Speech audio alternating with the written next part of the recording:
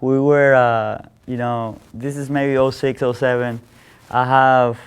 I didn't drink back then. I didn't really party, but I still went out and I go out with Dave, and he just hired Gator as the Mirra team manager.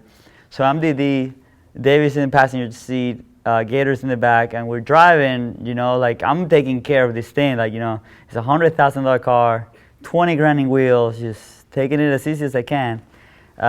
Speed bump comes up and I slow down. I take it easy, and Gator's like, the faster you go, the less you feel it. And I was like, yeah, man, but it's Mirra's car.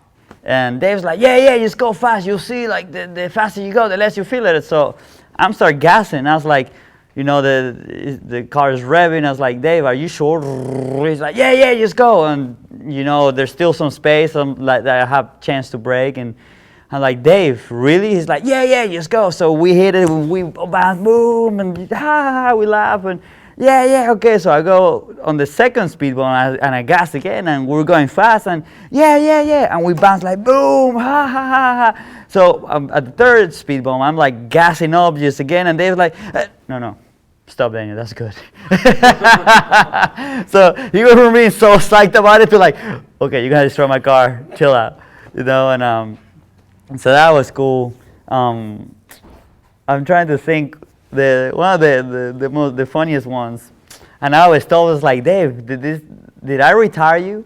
Because in 2010 we were riding Salt Lake City Dew Tour, and we always talk a lot of trash on the deck.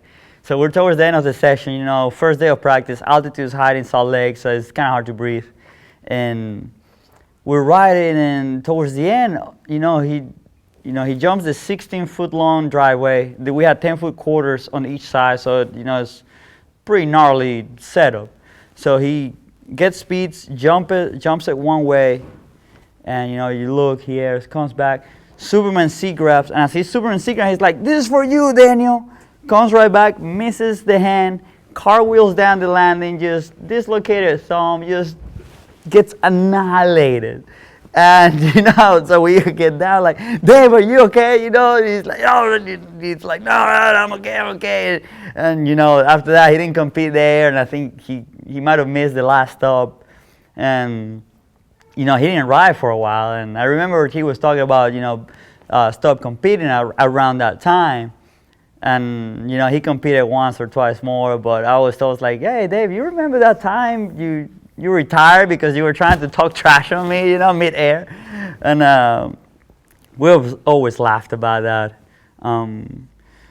But it's crazy because every time you rode with him, it was a fun time, it was a good time.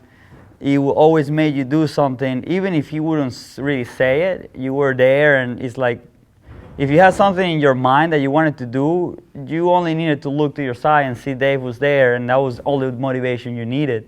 Just because without words, you knew that he sees the fear in you, or he would see that it was an actual goal of yours to do certain things, as small as they were or as big as they were. And that was the motivation, And I remember many times, like I would be at a contest at the deck, just about to drop in, and like I was seeing him far, like he was watching, waiting to watch the run, and that's all I needed. I had a plan, and just having that extra motivation is like, okay, it's time, it's showtime. There's no room for error, just the way he rode, and I think his motivation is what helped me get here, among other things, in a more personal level, that in times that I thought about quitting BMX and not doing it anymore, because I come from South America. It wasn't the easiest. I'm here, and I think BMX is different, and I had a couple of problems at the beginning with a couple of riders here and there, and I remember going to Dave like, hey Dave, I'm going home. This is it, man. Like this is not what I expected. I'm here just to ride. I'm not trying to make enemies. I'm not trying to do anything. I just want to ride. And he looked at me like, you know what, man? Just do it. Don't worry about it. Don't worry about what anybody says. You're here to ride. Just ride hard and just let your riding speak. And that stayed with me, and that stayed with me to this point. And I think that was the last drop that I needed to get motivated and do what I had to do. It just, his motivation was just great in every aspect, and I cannot thank him enough for that. Like, I wouldn't be here today if it wasn't for him.